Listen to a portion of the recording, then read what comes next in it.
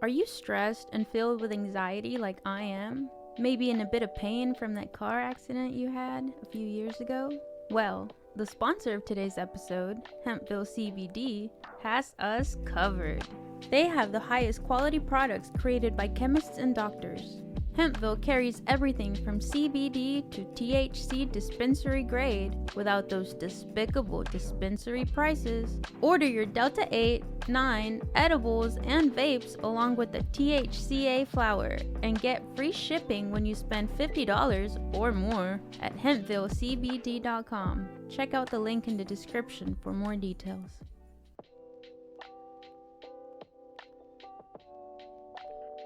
Welcome to the Filmistines, the double feature podcast. Join us as we unravel the interwoven experience, the continuous conversation of cinema. Take part in pairing movies with their cursed counterparts, movies that share DNA, or even pairing questionable duos by joining our Patreon at patreon.com/Filmistines. We offer tiers at the $1, $5, and $20 level. With a $5 tier, we'll grant the ability to request films to further the discussion. So grab some popcorn, sit back, and get ready to join the 100-year conversation. This is the Filmistines, where movies are more than just entertainment. They're an experience. All around you. And welcome back to another episode of the Filmistines. Thank you for joining us today. I am joined today by my shallow friend, Lucy. Hello, everyone. You can join us every Monday, Wednesday, and Friday for brand new episodes of the Filmistines. Some recent episodes include Godzilla -1, Chicken Run 2, Dawn of the Nugget, Leave the World Behind, our Grinchmas special, and the new lovely Wonka. Remember to stop by on our Patreon to leave a comment, concern, thought, idea, inquiry of any kind. Leave nice reviews, comments, likes. Help us out.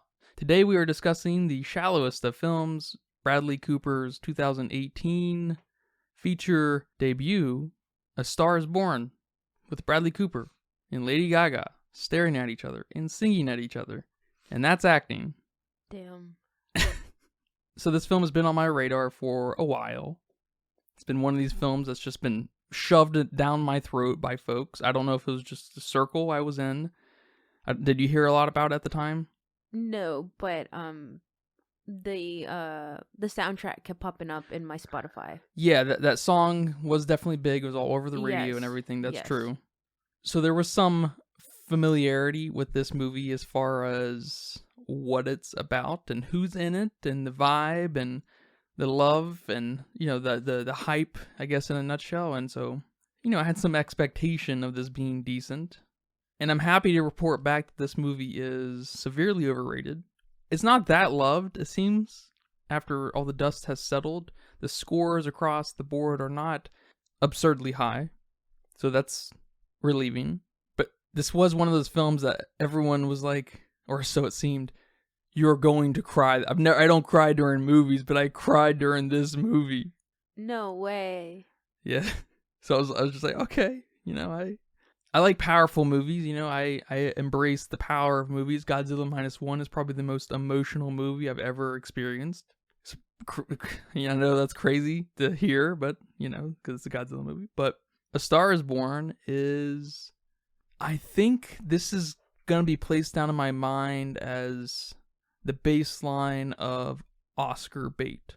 Because it's beautiful, it's slick, right? We have very performative pieces happening because, you know, it's kind of shallow in that way because they're actually musicians performing on stage and everything. So it's kind of easy to trick people into an emotional state, right? Yeah. Especially, I guess, the fandom around Lady Gaga and the Candyman Bradley Cooper. Candyman. Is that what people say? Candyman? Like the bad guy? No, like what did you say about Bradley Cooper? A heartthrob. A heartthrob. The heartthrob. Yeah, I don't know if Candyman is a term, but... And if it is, I don't like it. My bad. This film's not very good. It's got some really high marks, I think. I think the first probably 15 or so minutes are very good. I think the last 10 minutes are decent.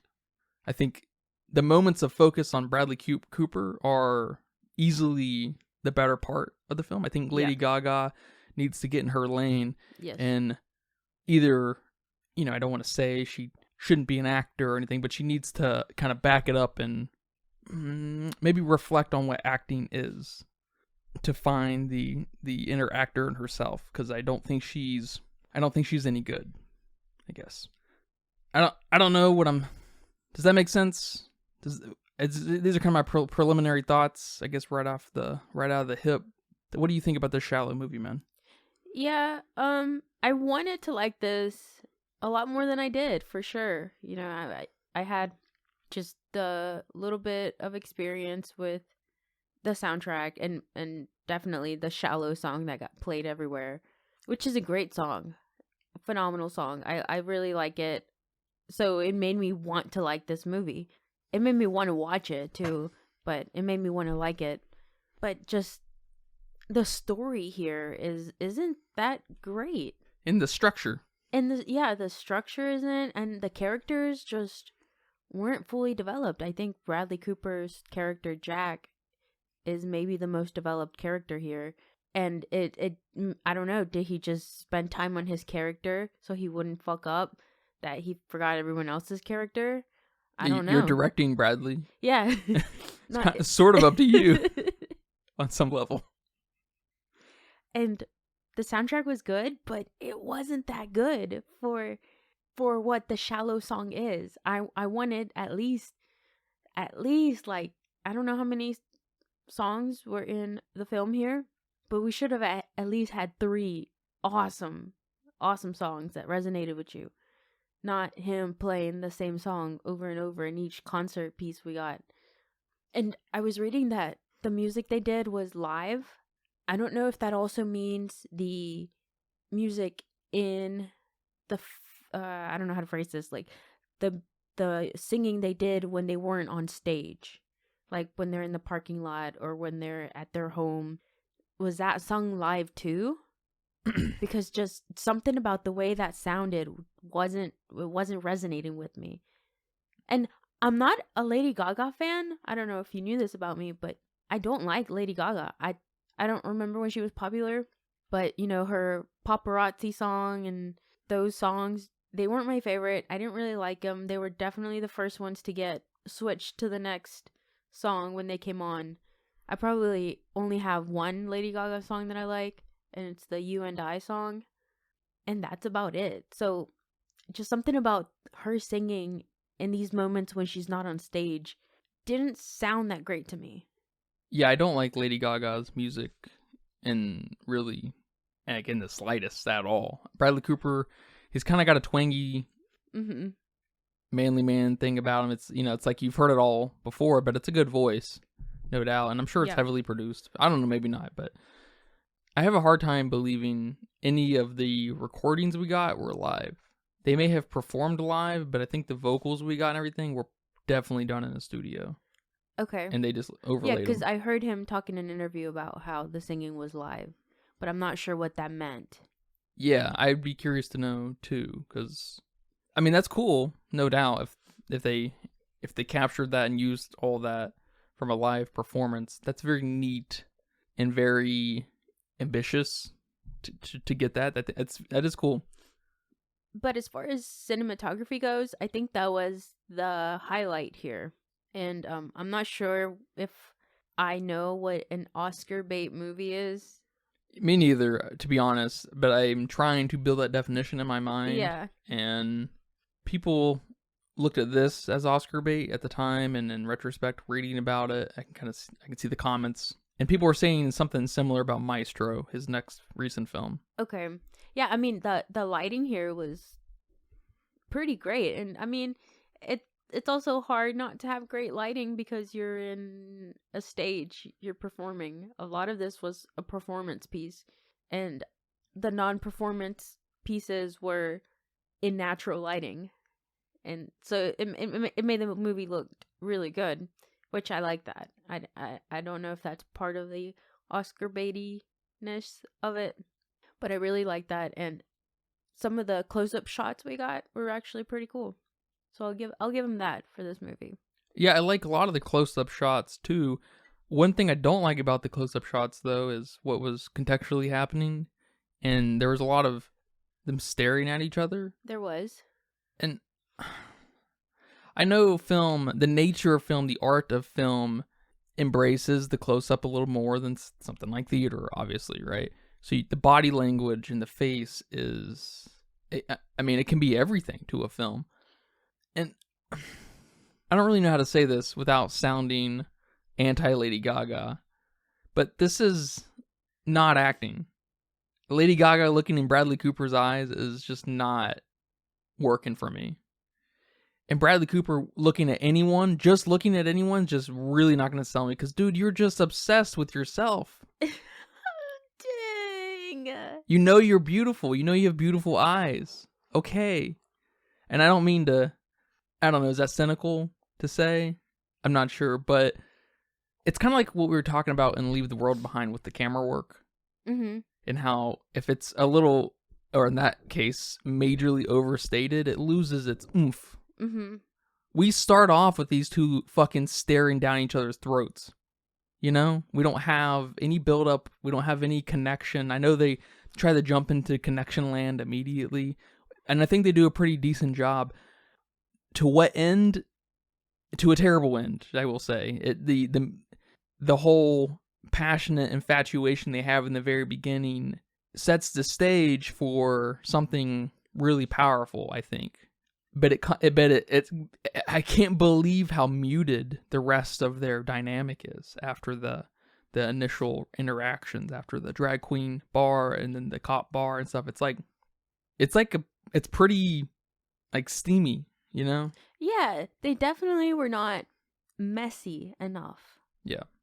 They in the rehab scene towards the end when she goes and talks to him, he talks about all they've been through, all the fights they've been through. What fights? Exactly. Like, you had one fight that I wouldn't even count it as a fight. It was the boboest fight I've ever heard in my life. I mean, a great example of a romance movie is definitely The Notebook. And they're crazy and messy and fighting and calling each other names. And, I mean, telling her she's an insufferable bitch all the time. I mean, that sounds like my kind of movie. I need to watch that shit. We don't get any of that here. We don't get any of the passion that was initially thrown at us. And I don't like that. I don't like that at all. Especially because of how they jump started it. They set it up, I mean, arguably perfectly for the throwing shit at each other, for Yes. you know, Lady Gaga fucking taking his drunk ass and choking him and then coming to her senses and being like, fuck, I'm killing this guy. He's drunk. He can't fight back or anything, you know, and then Throwing his shit out the fucking door, at Yeah. the window, setting stuff on fire. I don't know. Yes. I'm totally with you. You have the balls to punch someone out. A cop, to- off duty, of course. Yes. To punch a cop out for this man that you just met 10 minutes ago. That's a statement of character. Punching a cop in a cop bar. He may be off duty or not, it doesn't matter. It's a statement of character, and she's a wild card. And then the rest of the movie, she is as muted can be. Yes. And that's what I was kind of getting to with the stares is a good stare, a good up close stare can be very powerful, obviously, right? Which they do that in the beginning when he first sees her at the drag show and she's performing and they have, she's laying at the table right in front of him and the stare. And I'm like, okay, like I see this. I see this. And then it's gone. But then they do that again and again Exactly. and again. Like, I get why you did it here, but why'd you do it when you're... It made sense. It made great sense in the drag queen bar. Yeah, you're at a picnic. I don't know. Whatever else they did. Yeah. I don't know exactly what I'm feeling when I see that, but it does make me cringe, totally. It's just it's lazy romance. Yeah, and it's not the character you build. Maybe if you build a 16 teenage-year-old girl that is infatuated with this guy, I don't know what he does, but, she's infatuated, then those make sense. Those, from her point of view, at least make sense. But you don't do it throughout the whole movie just because you're claiming it's a movie about love. What do you think about the scene, like, I think it was right after the cop bar scene where they were sitting in the parking lot and she let him in on her song that she's been writing. The I Shallow song, right? yeah. I hate that I scene. hate that scene too. I hate that part where she starts singing, I should say. Especially. That was I hate both. I hate that scene and I hate the part that her singing there, and that's one of the reasons I said, is this live? Because she did not wow me like she wowed him, apparently, here. I wanted to be like, whoa, okay. She's good. And even in that song she performed at the drag bar, I wanted to be like, oh my god, no wonder he's falling in love with her music. She's amazing. No. Yeah, it wasn't very good. It It was wasn't fine. great. Yeah, it wasn't you're claiming to fall in love through music. I didn't fall in love with you through this music. I'm Yeah. sorry. But in that scene, I hate it because she's supposed to be shy, I guess, about her music, right? She doesn't sing her own songs. She's supposed to be Yeah. shy about what Okay. she writes. Sure. But then she starts singing in front of him. I don't know, I just didn't understand that. And he's a real famous musician. Like there was nothing built here for me to make her trust him that much. Because he tied a bag of peas around you when you punch someone out. Like it didn't hit me like it should have. It should have been a moment of, oh my god, she's letting go. She's being vulnerable around him. It wasn't there then. It's like they rushed it. Yeah, that's what I was thinking. Is they start off from a slow acceleration into fucking skyrocketing, and you can almost excuse it in the very beginning, but it takes off so fast at some point that you're just like, where is the relationship Yeah. with each other? I should say they all of a sudden only have relationships with their work, which is fine at a point. You can earn that. You can earn that Allie can't maintain both relationships. You can earn that Jack can't maintain his relationship with her and continue being a deadbeat musician alcoholic, and they can have that wear and tear. Yeah. But it just becomes a crazy muted. I don't even know how else to describe it. We completely lose focus of anything. Like, I would have loved a much tighter focus on Allie's character or Bradley Cooper's character, Jack. And I think they had it there with Bradley Cooper's character. I think that's the more interesting route to go, especially Yes. because of his distaste for pop music, which Yep. I want to talk about a little bit here in a minute. Yeah, I saw some reviews, which I don't know if it's fair for the reviews I saw that they were like 5 years old, around when the movie came out. Mm. So they have that first initial love for the film around everybody else, and they were in part of that Of course, hype. yeah. So I don't know how fair those reviews are, but they talked about the chemistry between Bradley Cooper and Lady Gaga. And I'm sorry, no, there is absolutely no chemistry here. There is no love between these two characters. I want to be mad that these two characters are not together in real life, like Pam and Jim from The Office. Yeah. Or, Rachel McAdams and Ryan Gosling from The Notebook. Or even Leo and Kate. You're mad when you find out that they're not together just because of the story and the love and the romance and their chemistry on set that managed to fool us all. But not here. I didn't get that. And I hate it. I hate it because you can't write a romance movie with no romance, with no passion. Unless, you're Korean, but then you get a pass because that's a different type of romance. But these two are obviously not of Asian descent. And oh my god, I just hate it so much. And I understand that it's Lady Gaga's debut film, but that's not a pass. You can't just say, well, it is her first movie. I'm sorry, there are many people that their debut films are awesome. It's true. Absolutely. So I don't know what I'm trying to say here. I just didn't like the chemistry that they had here. I will say there was one dynamic that I thought was very good, and it makes me a little frustrated that it wasn't a little bit more of the focus of the movie, and that was between Jack and his older brother, played by Sam Elliott. I liked all of their scenes together. I liked that they didn't immediately let you know that that's his brother. They played up that a little bit, how they look like a father and son more than brothers. One thing about their dynamic, though, that I didn't understand was the conflict. Why they were mad at each other. Well, that's what I was going to say is I wish we could have got, I don't know, a flashback or something with them that maybe looked different depending on who was telling the story. Sam Elliott's character or Bobby, that's his name, right? Yeah. Or Jack. But I wish we would have gotten more between them. Those two had way more chemistry than Bradley Cooper and Lady Gaga. I mean, at the very least. For sure. Looking at each other and not flinching away, I guess, like breaking eye contact, doesn't mean you have chemistry. Yeah, that means you're a psychopath. Yeah. Okay. There you go. They're psychopaths. They're psychopaths. Like, my favorite part of the whole movie was such a ancillary moment that was just arguably pointless to the overarching story, and that was between Jack and Bobby in the truck when when he told him that he idolized him, not their dad.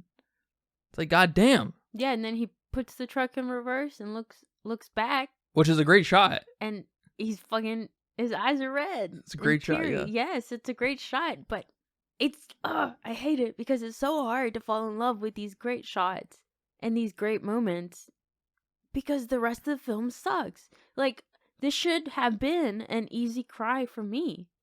It should have. I mean, and when Bradley Cooper's character, Jack, commits suicide, I should have been bawling. And I wasn't because it just didn't feel like it mattered to any of the characters. Like, and we didn't get to see Bobby afterward. And when there's a death between two people that are, in love, it makes me cry, yes, because that person died. But what makes me cry the most is when we get that shot of the partner who now has to live without their other partner. And that's the shot that absolutely tears me to pieces. It's an important shot. Yes, I want to say there was one recently that I was okay when that character died until I got the, the shot from the partner, or it might have been a parent or whatever shot it was. And that's what broke me and I couldn't stop crying. I didn't get that here. Like, yes, I was sad that Jack died.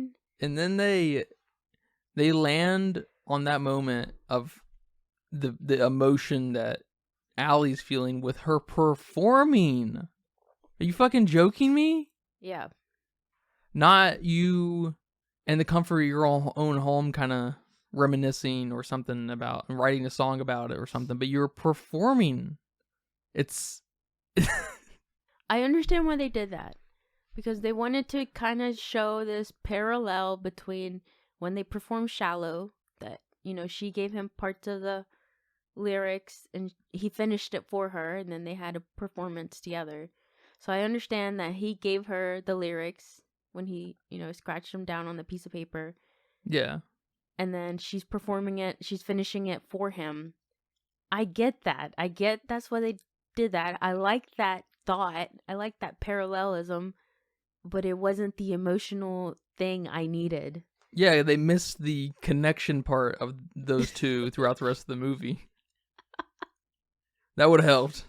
Although I did like that he finished it. We got that flashback of him finishing that song when he was performing it for her. Or when he was showing her how he thinks the song should sound. We didn't finish with Lady Gaga getting an applause. With Allie. We didn't finish with Allie getting applause or whatever. Or her breaking down or something. Okay, we finished it with him, so I did like that a little bit better. But I don't like that when she came out, she had dyed her hair back again.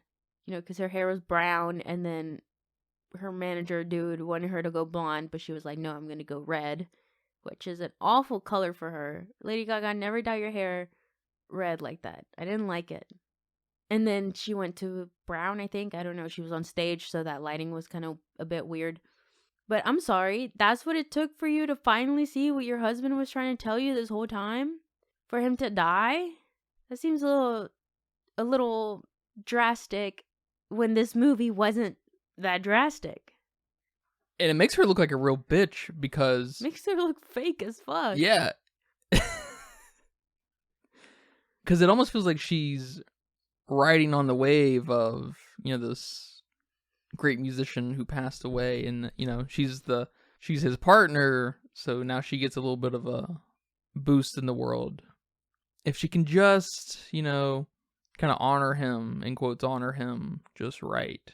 Because before this, and I know that's kind of essential to the film, that she just forgets.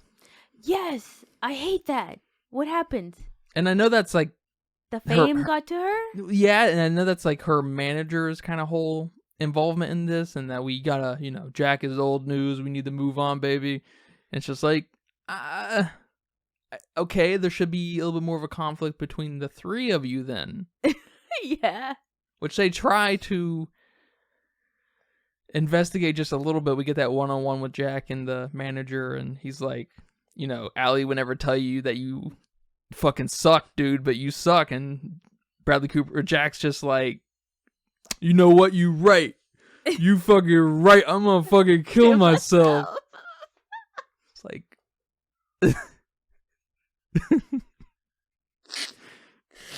it's true though. Yeah. He does it right after. He doesn't say anything. And then fucking kills himself just because he said that? I don't know, man. Like, did they even have an interaction before that moment? Those two? The manager and Jack? I'm not even sure. Yeah, I think there was one scene when they were all in the room, but I don't remember what was happening. I think he was just waiting for Allie. Yeah, I hate how inconsistent Allie's character was. I don't understand it. I understand she was trying to be a sweet character, because even her dad talks about how sweet she is, but whose dad doesn't say that about their daughters? Yeah, he's the most unreliable source. Yeah, exactly. But she's punching, random people. Cops. Yes. So she's no longer sweet. I mean, she just has this kind of flimsy attitude change throughout the whole film. It's just so inconsistent to me. When we have the fight scene, which is one of the dumbest fights I've ever seen on TV, like verbal fights between two couples. The fight was kind of lame, but what made me really think about the fight was later when Jack came back to apologize about the fight. And he apologizes for what he said. And she didn't apologize to him. And I understand that she's mad that he was drunk, so he said some things he shouldn't have said. But the thing he said was, "You're ugly, and you have no talent." And this whole time he's been telling her how beautiful she is, and they make the big deal about the nose and what beautiful nose she has and whatnot, which also, it's a little bizarre. It's super stupid, really. But the whole time he's been telling you these things about you, and the one time he wants to hurt your feelings, he's doing it to hurt you. He doesn't mean it, based on the million other times. And then she says this really mean, out of character thing to him that all of a sudden really builds into the fakeness, the shallowness that she's being here. So it's kind of hard to like her character. I don't know if I'm supposed to like her character. I don't know if I'm supposed to be rooting for them. I don't know what's going on here. Like, I'm sorry, Allie, what you said was 10 times meaner than what he said to you. And you didn't even apologize. So where's that sweetness? Where's that sweet Allie that I'm hearing about? And like, never. After he apologized, I was paying attention to see if she ever apologized for anything. And she kind of didn't. She was just kind of like, it's okay. It's okay. Which is maybe a form of apology, I guess, to accept it. But he's clearly apologizing. So I don't know. I'm not okay with her inconsistent character. Yeah, especially when she's so empathetic to his alcoholism. Yes. That's a good point. Yes. That was definitely a very left field moment for Allie. Do you want me to be your drinking buddy? Like your dad.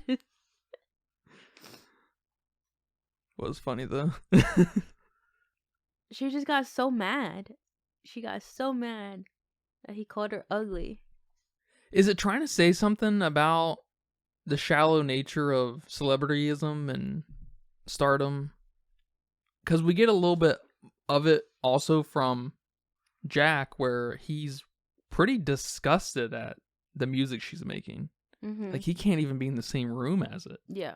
I mean, I don't blame him, but it's a little overt in its messaging because this movie doesn't have much else to say, and it feels like it really sticks with that. Because they even, she even tries to back up on it by performing the song he wrote at the end and dyeing her hair back and everything. And then the whole weird angle of making her dress like that, and like she's like not comfortable in it, and like, but then she is because she picked it out. Yeah. And it's just like, this is weird. Are you losing touch with yourself? Yeah. We don't really know who you were to begin with, so like I'm really confused on this. I don't know how this is even possible. It's a 2.5 hour movie. We needed like another hour, I guess, between the two to get any kind of semblance of relationship. I'm curious what the other 3 movies are like based off of this now. Yeah, another example of her character is when she refuses to have backup dancers. But then at the end, she's praying for the backup dancers. First of all, you're religious now? You pray? Okay, cool. Didn't know that about you. But now you're praying for the dancers that you didn't want on your show? Like, I don't know.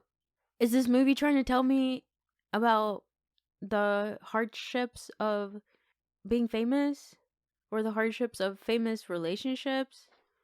All I got is don't get addicted to anything, really. And a self-discovery process. Okay, who was the person who self-discovered here? Yeah, what did they discover? I guess we don't really know. Jack discovered Jesus. But yeah, I'm also curious about the other movies, and I wonder if that's why the initial reaction of this film was to love it, because it derives from these classic versions. I'm not sure which one is the classic one. I think there's one from the 30s, 50s, and 80s. And I think the 50s one is the most favored. And in that one, I think the rising star, the Lady Gaga analog, she has issues. She's an actor in that one, not a musician. They're both of them. But she's an alcoholic. She's a recovering alcoholic. So she shares that problem with the person she falls in love with, who is a battling alcoholic, right? He's in the middle of his shit. And so they have that connection, and that's that alone sounds like enough. You just told me Yeah. with 2 sentences. Yeah. Okay, so we have a similar platform of celebrityism and stardom, but we have that innate connection between these two, that they can understand each other on a deeper level of trauma and loneliness in the world. All right. But instead we have this girl who hates her job and performs at bars at night and has a good time and everything, and that's it. That's all she is. She's empathetically fickle. Yeah. And I want to see, I want to read into it just right, where Hollywood is just fickle, or the music scene is just fickle, celebrityism is just fickle, but I can't quite get that picture right in my mind, because I guess it just doesn't feel like there's any stance. Yeah, I think based off of interviews with Bradley Cooper, the point of this film is to get people to say what they want to say, which he's trying to do that with Allie's character. Say what you want to say through your songs. Which would have been a good focus. And, which is back to the shallow song. Be vulnerable, But it's... dive off. But isn't it kind of ironic that they're calling that song shallow, and the whole message here, if that's true, is extremely fucking shallow? What do you mean? Because no one's ever saying anything. Yes, that's what I'm saying. That's what Bradley Cooper is saying. this movie is about. I didn't get that from this movie. I didn't get anything from this movie besides a cool song in my Spotify repeats. It's starting to remind me of, you have this situational kind of joke or comedic thing that happened, and you're trying to describe it to someone, but you just can't unless you were there, kind of thing. And Bradley Cooper, man, we're not celebrities. We don't walk the boulevards. We have broken dreams. We are just random schmoes with random jobs. Some of us unemployed. Unless you subscribe to Patreon at Patreon. Patreon.com/Filmsteins. At $1, it'd be great. I feel like we're missing a little bit of the context that's maybe implied, but I'm just not part of the right picture maybe to empathize on that level. Yeah, I'm there with you. I feel like there's a lot missing from this movie. With ignoring Lady Gaga and her whole thing, which isn't great, but it's also not the worst performance I've ever seen by any stretch of the imagination. Yes. She's better than, still 50% of a lot of the actors who do this full time. Yes. Right? So, but it is, I guess I focus on her so much because it feels like they have something with her. Like, it feels like they have something with her. They don't have anything with her. You know what I'm saying? Yes, and it feels a little self-serving, I guess, in a way, and I feel like you almost can't. I feel cynical saying this, but I feel like you can't get away from it because they let her perform like 3 whole fucking songs. It's like, we got Lady Gaga, we've got to get her to sing as much as possible. It's like, yeah, and Lady Gaga in the music industry has definitely taken a stance on something she has to say, which I don't get that through her music, but I get that through her dressing up as a slab of meat, She's got something to say about the music industry and the beauty standards and whatnot. yeah, sure. So, yeah, maybe they wanted her specifically for that, for this impact she has. But I don't know about Lady Gaga. I really don't. But she's always given me the impression of she's kind of cut of the Dada movement where anything can be art kind of mindset, when that's just not true. It is and it isn't true, depending on how, I guess, snobby you want to be. And I feel like I don't know about her music. I don't know what her Lady Gaga's music is about. But the music Ally makes in this film is just, I mean, it's the epitome of just kind of senseless beats that are nothing but performative. There's just, you know what I mean? Like her songs that she does when she's a pop star? Yeah. Okay. Yeah. Yeah, they're saying absolutely nothing. But she's got And great Jack routine. Yeah. She's got a great dance routine. And yeah. Jack repeats some of her lyrics to her, and they're just like, some about an ass. Yeah. Yeah, it's just bizarre. It's just like, what? I feel like they're trying so hard to say something. Maybe I'm just not smart enough for this film. God forbid.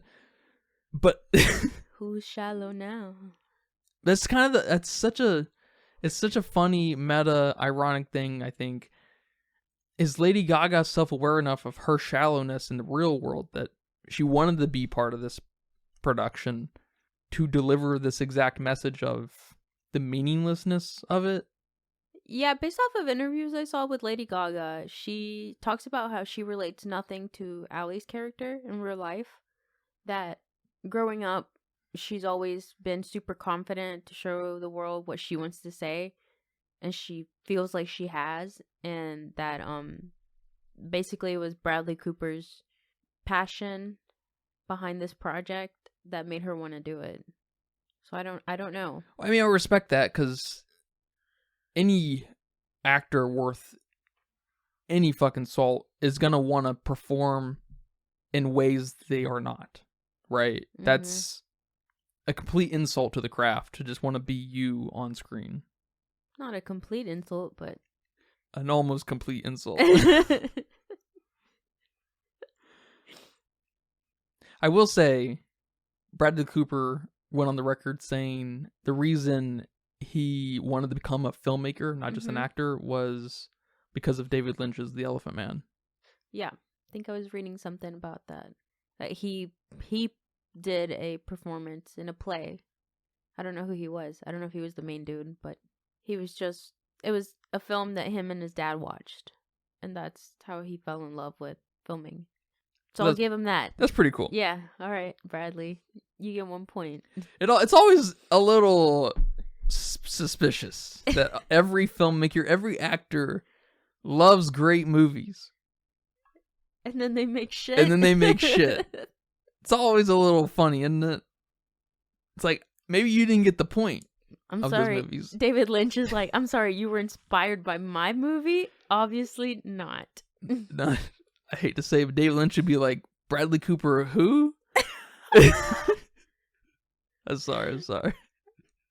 Damn.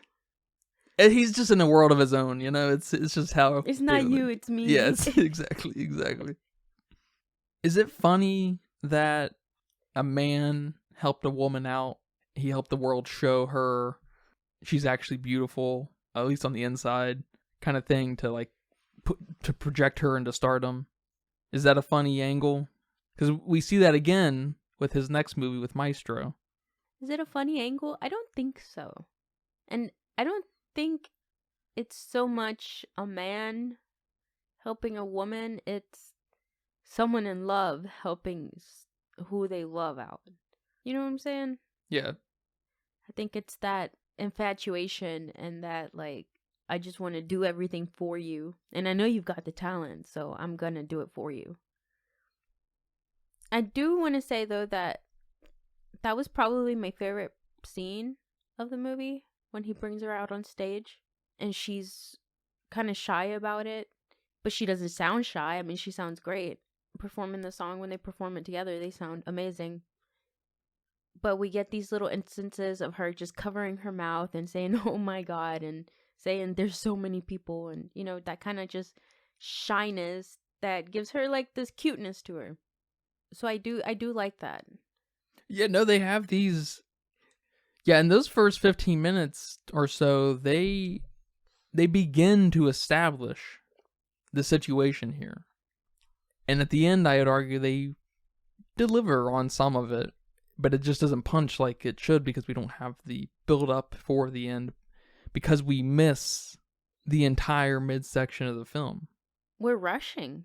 Yeah, even in the scene when he makes that engagement ring out of the guitar string. That whole scene felt so rushed. They got engaged and married in like less than a minute in the movie. Like, I'm sorry, no, this is a moment right now. And then they were at what's his name? His friend, played by Dave Chappelle, George Noodles. But on the wiki page it says that's Jack's best friend. It is? I didn't know that. You didn't tell me that. That was your best friend? No clue. So I got introduced to your best friend, you got engaged, and you got married in less than a minute. Cool. It's like they've confused passion with like blowing your load early. You know? There's no build up to anything.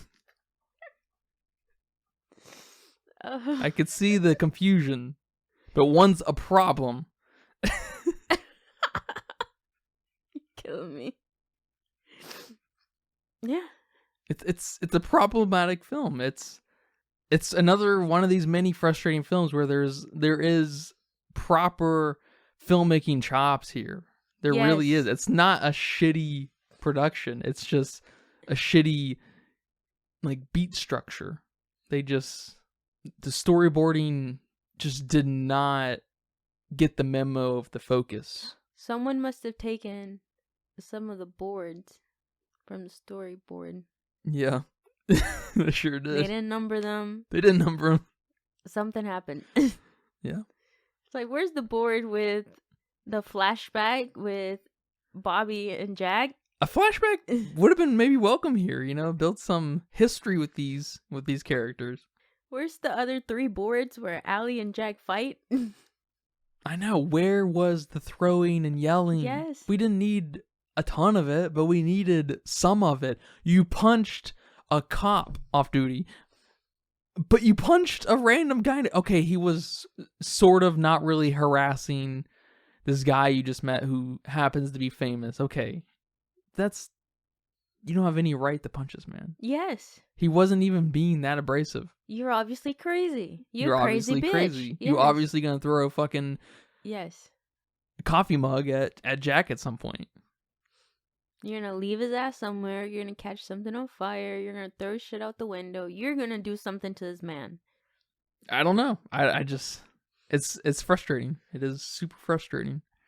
I did like, however, let's give it something here. Let's throw it I like above. Dave Chappelle's appearance. I will say You that. did? Yeah. I love eh. Dave Chappelle, yeah. I have nothing for or against Dave Chappelle. He's just there. I'm like, hey, that guy looks familiar. Then I look it up. I'm like, oh yeah. That's it. But I did like the little character flaw they gave Jack with his ear problem. Mm-hmm. I like that a lot. I like that they made us experience tinnitus with him. He should have been the focus entirely. I really love that. What if the whole movie was his hearing? We hear his hearing and it gets worse the whole time, and we hear the tinnitus when he's on screen. Perfect. Perfect. Yeah. That's a film on its own. And we feel his frustration. Maybe we don't always hear what Allie's saying because she fucking whispers, you know? And I mean, every time someone talked to him there towards the end, and he said what? Like 3 times? I'm like, man, I like that. Yeah. I like what you did here. Yeah. I do too. But we went nowhere with that. I was reading some random stupid comments online about how because of stuff like that and then his performance in Maestro, people feel like Bradley Cooper's so desperate for an Oscar. Oh my gosh. Because he does have both films. He's definitely a character for Yes. sure. He's very much a character, it's cool. It is cool. I hope he continues doing it. Yes. He wants to say something. Yeah. If I not, think he's going to. Yeah. I think Bradley Cooper's on the path of making really great films. You hear that, Bradley? We're not all negative here. Yeah. I maybe should have talked about this in the beginning of the episode, but I didn't know that's what Bradley Cooper looked like. I didn't know he was such a heartthrob, and that he acts and sings and juggles and can do backflips while on a trampoline. He's a man of many talents. Yeah, I didn't know he was a man of many talents. I didn't know he was so loved. Oh my god, some of the interviews I saw, girls just cheering and cheering. I'm like, wow. Just didn't know that.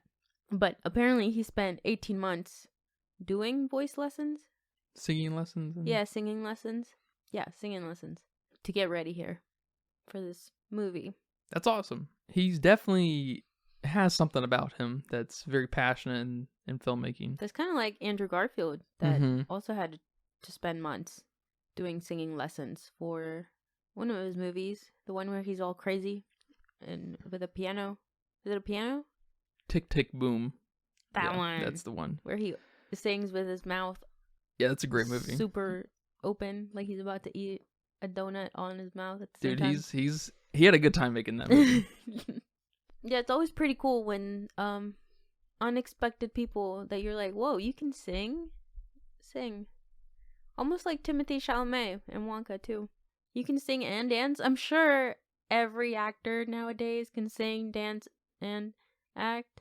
Well, when you have the means to get these trainers and lessons, it probably makes it a little bit easier than just a regular person having to do it.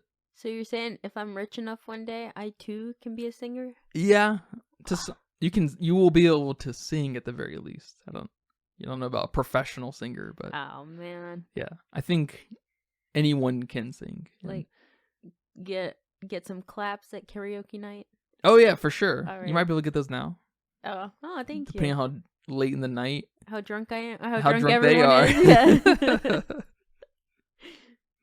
Yeah, man, that was a good talk. Thank you for that. Thank you for watching this movie. Thank you for watching this movie.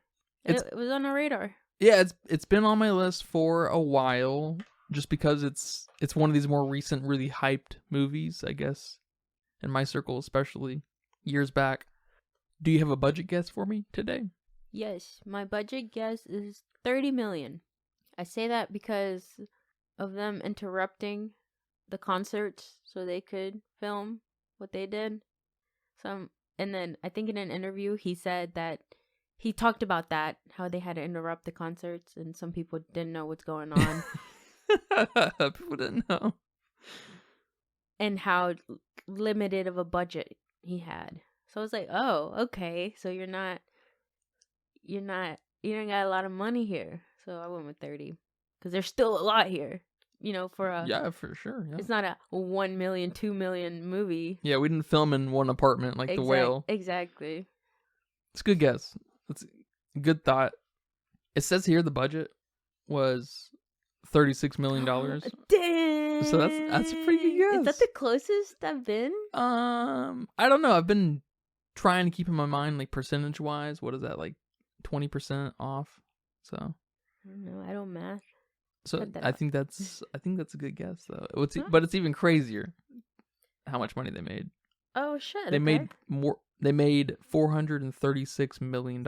They made that suite 10 times, over 10 times, 13 times the budget. Oh my god! That's nuts. That's a massive hit. And so now Bradley Cooper will probably be able to make films until he dies. He'll be able to direct films until the day he dies. Wow! Making that kind of money. That's awesome, isn't it?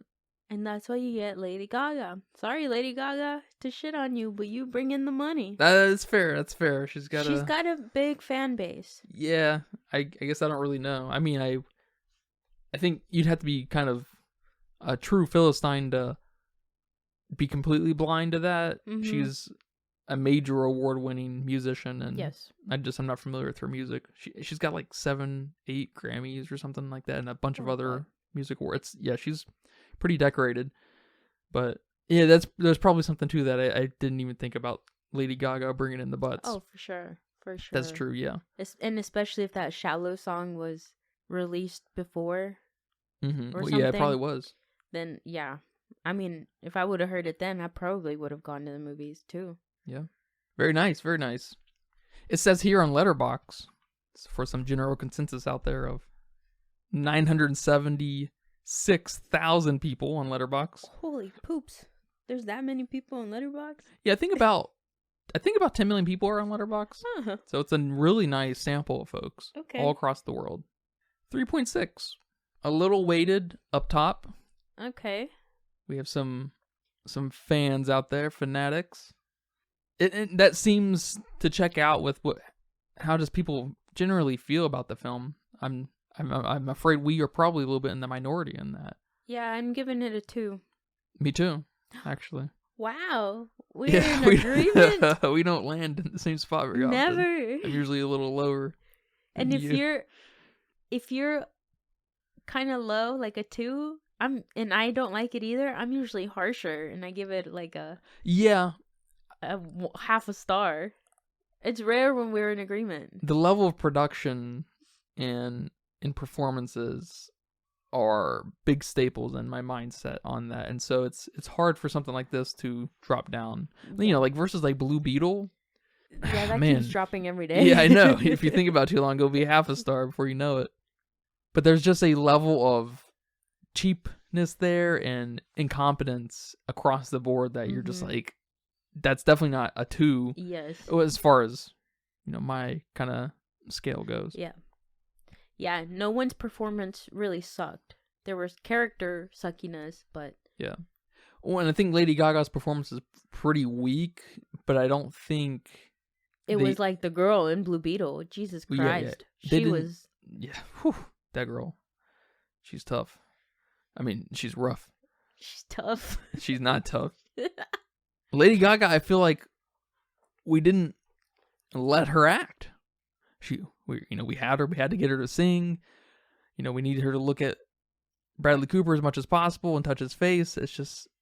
It's not acting. It's like micro theater acting. You know how you get real flamboyant and armsy up on stage. We had that on a micro scale with facial body language. Like it's just like I don't know about this. Yeah. So, But I also think her performance is better than almost anything in Blue Beetle, for Yeah. example. You know, with the exception of the grandma and the dad in that movie. Yes. And maybe George Lopez. Yeah, and there was definitely something here in this film. Did it say it very well? No. But there was something here. It does And I feel like that way, yeah. Yeah. I don't know how. This movie was 136 minutes. We probably needed another hour of fucking dialogue for anything meaningful to come out of this. So, I don't know. Bradley Cooper got a little ambitious with the project. Yeah, I saw a review that somebody said that this would have been better, that they liked it, but it would have been better maybe as like a mini series. Sure, like Selena on Netflix or the Jeffrey Dahmer thing. Yeah, that's a good like a 3-part thing. Yeah.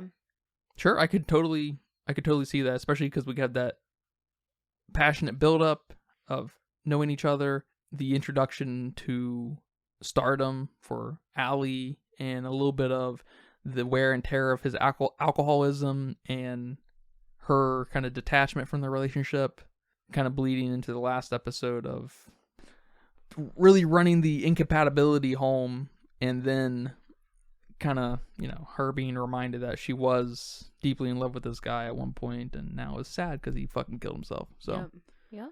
Good job, Allie. Good job, Allie. And you and your manager. Rez, fuck that guy. Yeah, Riz. He looked like a fucking manager. He did look like a manager. Yeah, man, thank you. This was good talk.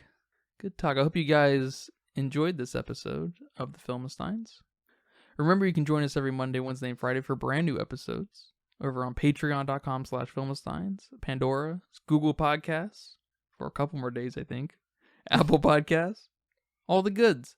Come by to our Patreon, leave nice reviews, comments, likes, wherever, every platform, please. We beg you. Please. Come by and give us $1.